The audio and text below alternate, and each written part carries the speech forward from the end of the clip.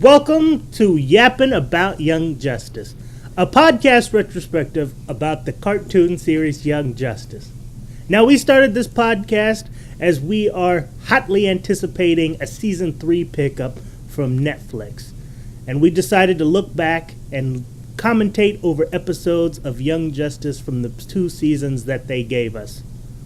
So without further ado, let's get started. My name is Holden. And I'm Jackson. And this is Yappin' About Young Justice.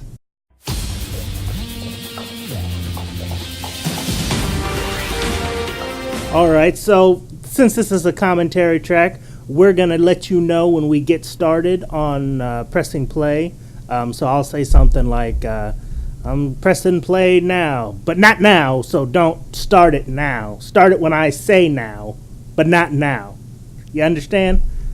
All right, so you pull out your DVDs, pull out your Netflix, pull out your remote and turn it on Cartoon Network, see if it's on, because maybe it might be on. Maybe you're living in a Truman Show-like world and everything's perfect for you. But make sure it's at absolute 0, and we'll let you know when the WB logo comes up and everything. So I'm pressing play now. All right, so we got the Warner Brothers animation logo coming up. We got it playing, but the sound's on, so I got to turn it off because, we don't want to get sued. Let's turn on subtitles. Ooh, wow, somebody's grilling some burgers there.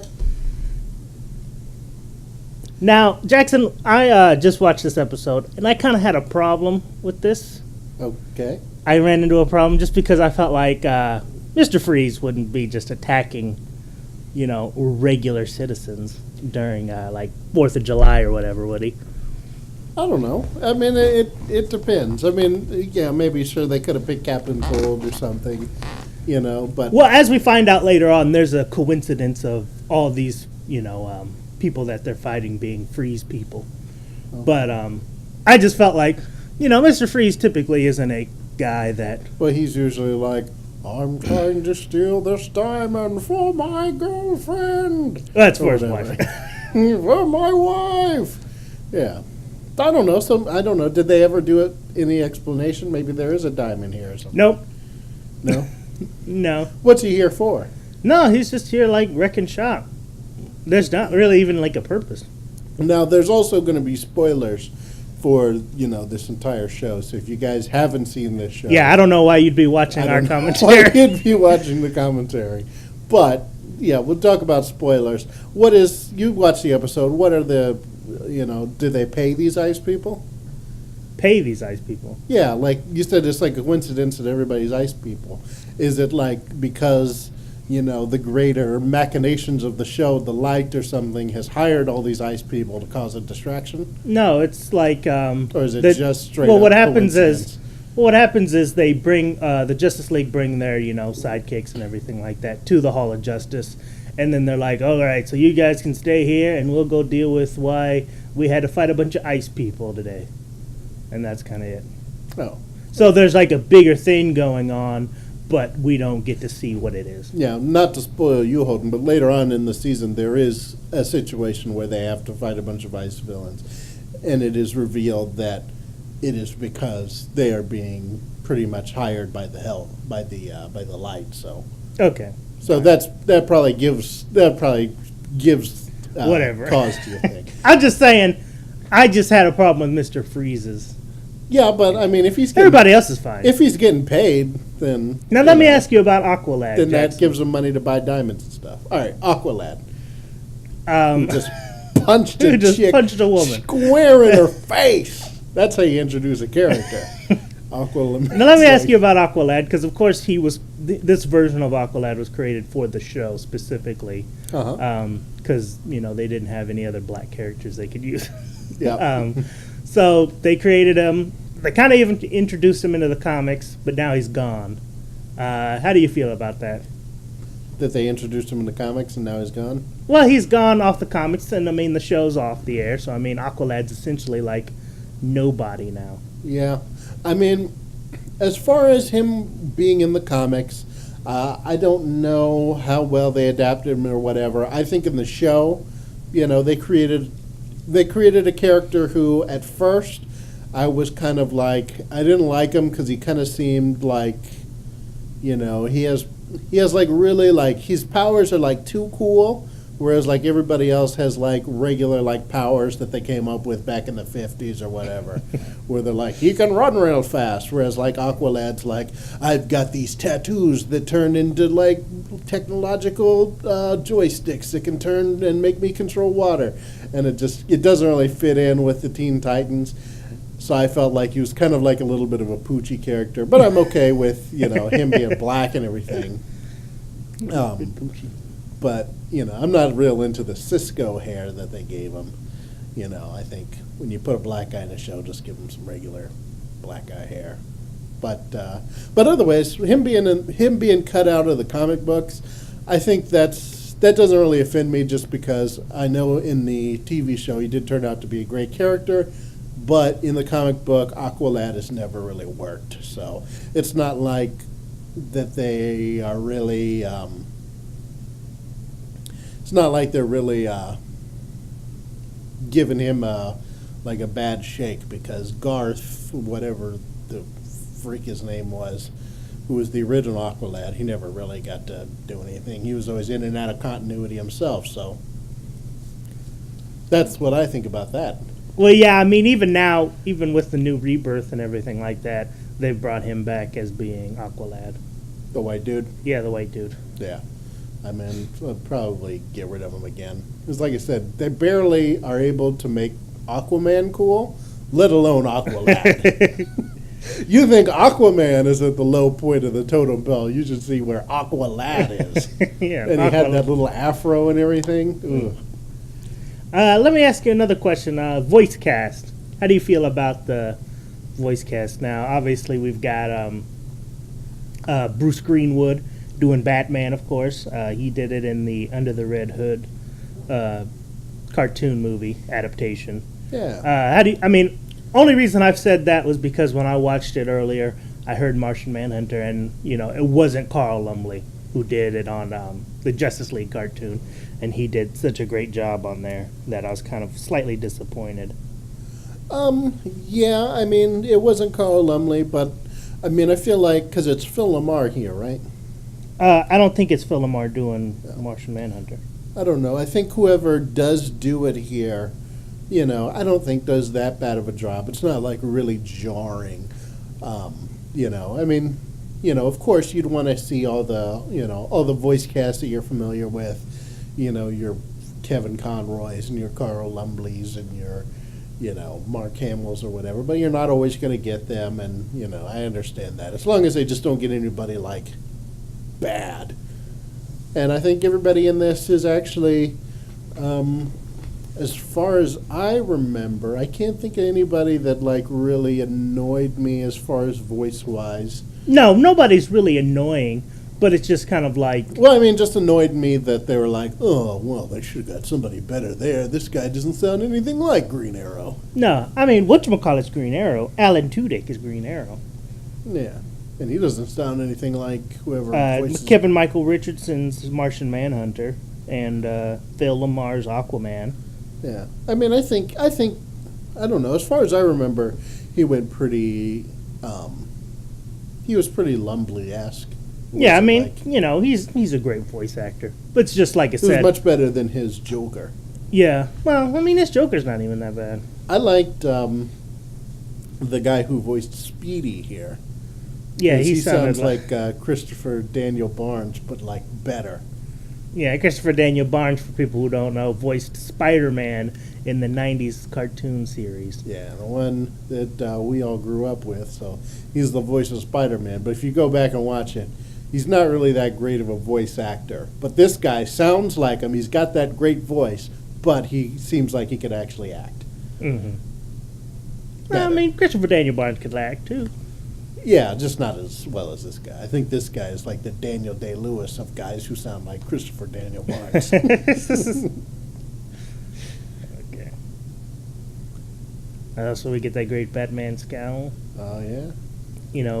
What do you think about the animation art? Like, this isn't like Bruce Timm art. No, but it's fine. I mean, it's great. I think it's a good I think it's better than like the other stuff that they've done, like Teen Titans or Yeah. even like, I mean, Beware the Batman and Green Lantern was kind of weird because it was CG, and Green Lantern was more like Bruce Timm CG. But Beware the Batman, I think, was like CG in a different style, and I thought that kind of took away from the animation a bit for me. Yeah, these are the kids that did Ben 10, right? I don't think so. No? I don't know. Okay. Man of Action did Ben 10. But I This thought Man is- Action did this, too. No, Man of Action does like Maybe. the Marvel stuff. All right. I just, like pointing out, like right here, when you look at like Aqualad's design, just the problem that I had when I first watched these episodes was that I felt like he was so out of place. He looked clearly like this is the guy who's created just for this show. Whereas everybody else looks pretty traditional. And then he looks, he's got like a lot of lines on him and, He's got a those- lot of he's like got those glowing gills. lights on the back, a backpack with some glowing lights and tattoos. And he just looks real different from the other guys. I don't know. I mean, they updated like the Flash a little bit to where his suit looks a little more like tactical. Yeah, as but opposed not to that like much. well, I mean, it looks like it's like I said, it's a little more Not like tactical his. looking. I mean, I know what you mean by design wise that they did that, but I mean, it's like I said, I think he's cool enough that you kind of get past it. Now, granted, when I watched this episode the very first time without watching it, knowing that it gets better or whatever, I felt like this show really didn't catch me as much as it could have. Because Yeah. there was the idea that, Aqualad, this is just some guy that they created for the show. And, this isn't very good at all, So I was Yeah. just kind of like, this show, I don't need to watch it. It's just another bad cartoon. Because I felt that way about this show and Batman Brave and the Bold the same way. Where I was like, this isn't like the 90s cartoons. This isn't like Justice League or Batman the Animated Series. Yeah, I felt the same way. I had a real big problem with this show when it first came on. Because I watched the first few episodes because I was excited because I always, was a big fan of Teen Titans and Young Justice and the comic books and wanted to see it done better than it had been with the Teen Titans cartoon. But it really bothered me, one, because of the Aqualad stuff, and two, because I feel like they had the ages all messed up to where, Robin is Dick Grayson and Wally West, but then they're hanging around with Superboy, and that never happened in the comic book. In the comic book, you had more Impulse and Tim Drake, so it was just kind of like they were intermixing these generations for no reason, seemingly, and I just felt like that didn't work, and that really bothered me. Yeah, I hear you. Tim Drake's supposed to go as Superboy and Fart Allen. Fart Allen. Yeah, Fart Allen. Bart Allen. But yeah, eventually I think I was hanging out with some friends and there was somebody that I didn't know but was just like, oh man, Young Justice is the best show I've ever seen. And I was like, really? Because I had stopped watching it by that point, and then I went back and checked out all the all the episodes after it had come out, and I was like, man, this really picked up after the first few episodes and became really good as far as I remember. But I guess we'll find out as we're watching the entire series. Mm-hmm. So we get some elephant guys here. See, Elephant guys. yeah, look. I mean, they're clearly the design is very similar to Aqualad. That's just what bothers me. Is it's clearly these guys I like designing things one way, and then everything I design is going to be this way. Yeah, that was kind of a problem with me with the show too, is the fact that like we said, the eventual villains are the light and everything like that, and it kind of felt like they over designed a lot of their villains and characters and stuff like that, especially towards the second season. Well, no, more so in this season than the second season, but this season had a lot of these weird Cadmus monsters and stuff like that, and I felt like Yeah, it was That's just kinda so like- unfamiliar from anything that you've seen in DC. Hey, there's Guardian. Anything that you've seen in DC, that it was just kind of all right, so they dropped the ball on this one. yeah. And I mean, they do that, but of course, the reason they do that is so that they can sell toys. Yeah. I mean, they can sell a bunch of these small things and sell toys of this stuff. Oh, there's a whole big thing of that later. Doing stuff to sell toys. That we'll get into later, specifically with the Superbike character. Looking back, it's a real stupid character, but I think they handle it pretty well. It's probably something that was forced on them by the toy companies, and they minimalize it. Fun fact, Jackson. The guy that plays the doctor guy there, that guy. That devil horn doctor? Not the devil horn doctor, but the regular looking doctor with the glasses is Odo from Deep Space Nine. Oh, really? Renee Abayanos. Yeah, he's a good actor. Great voice.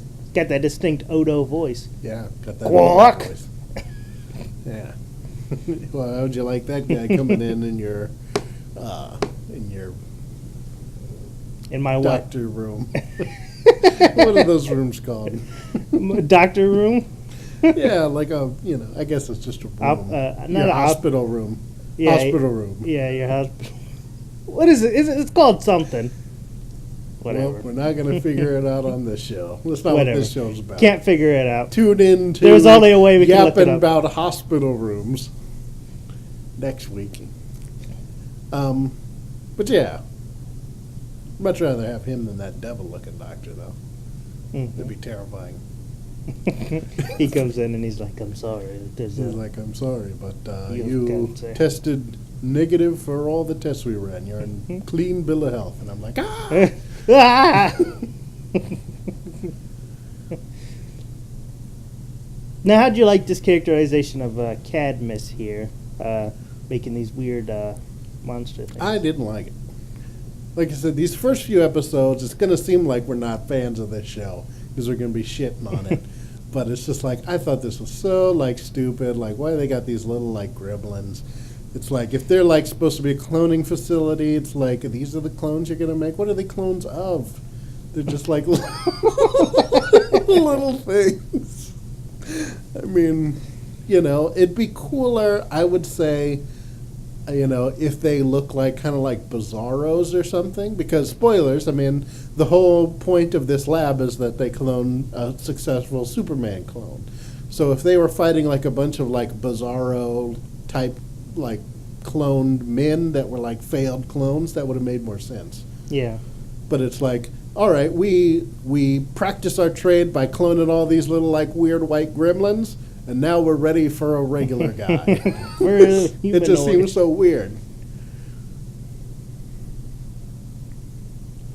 Yeah, I was really out of that. Yeah, because typically Cadmus is something like in the comics it was where Superboy was made, but it's also kind of like sometimes Amanda Waller's running it, or sometimes Lex Luthor was running it. It's just kind of like the evil lab in DC. So whatever type of evil lab stuff you need done, you go to Cadmus. You need some good lab stuff done, you go to Star Labs. Yep. Yeah, Cadmus is the bad Star Labs. Yeah, they're like the evil Star Labs. Yeah, I mean, and I guess this was a little overtly this is really weird. Yeah, and then you're like, who's the devil doctor? Yeah. Come on. Is he a clone? And who's he a clone Or is he of? the devil? Or is he the devil? Or is he an alien? Or what? Well, as we learned, Jackson, he meant for all of this to happen. Oh, meant for it all to happen? And it's who are these? Who are all these humans here that are just I'm just walking to work here. Hey, Blue Devil In this guy. weird, it looks like we're in the middle of some monster. We're living in a monster. Yeah, we're living It's in like the middle stomach. of the guy. These red walls. Yeah. Yeah, we built this lab inside of a giant whale.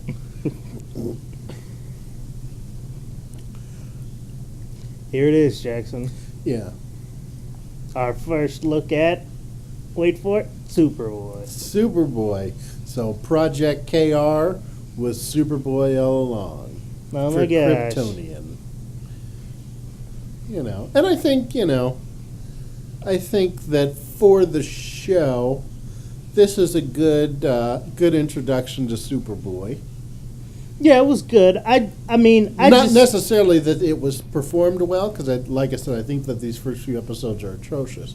But I feel like if you're introducing a Superboy into the show, I think he should be the one that they're saving at the beginning, and you're introduced to him that way. Yeah, and it was a good way to introduce him. I've never been a fan of the way they portrayed him, especially in the first few episodes, because of the fact that he's kind of real oh, I'm a clone and I hate being a clone. Oh, typically Superboy's always been kind of the real fun-loving character, especially when he was first introduced and they had the shaved sides on his hair and the round sunglasses and the leather jacket. He was always a fun-loving clone. And later on he developed more of a serious personality, but he wasn't so I'm angry at everyone, don't you tell me what to do. Yeah.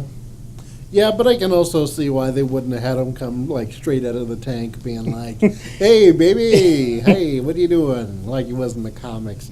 I mean, I can see, I do agree that I don't think they handled it right. I think they could have gone with more of a storyline of this is how I feel because I'm a clone. But I feel like the weird thing that they did in the show is they connected it more Superman won't hang out with me, and he seemed more mad because of that. Yeah. And it was just kind of all right, I mean, I understand you being mad if you're a clone, and you're where's my place in life?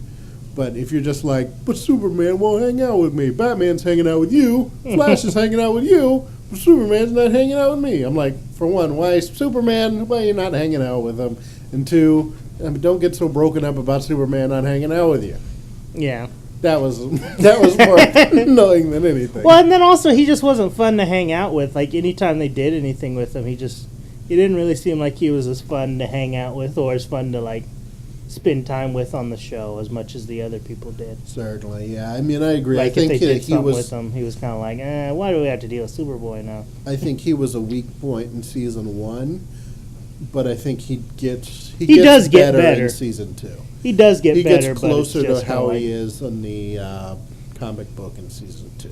I'm just a big fan of Superboy, and it just felt oh, you're just making him really annoying and whiny.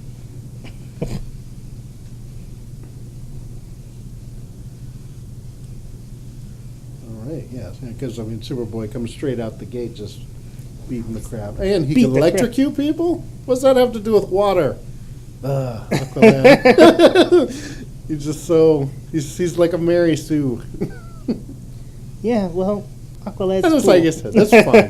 Aqualad, you learn to love him by the, second season or whatever, but just at the beginning, it just really bothered me. Well, yeah, I mean, if you remember it coming into the show of I'm going to watch this new show about Young Justice, and I can't wait to see all the characters and everything like that.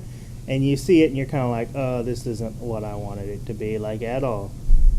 So from that aspect, I get it. But that's it. That was the first episode. It ended on a cliffhanger. Superboy beat up all of them, and now they're in trouble. Part 1. Part 1.